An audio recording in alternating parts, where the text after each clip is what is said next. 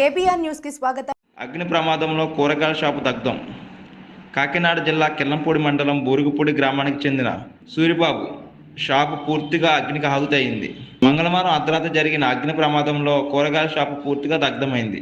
విషయం తెలుసుకున్న అగ్నిమాపక సిబ్బంది మంటను అదుపు చేశారు. అయితే అప్పటికే పూర్తిగా కూరగాయల షాపు అగ్నికి ఆహుతయింది.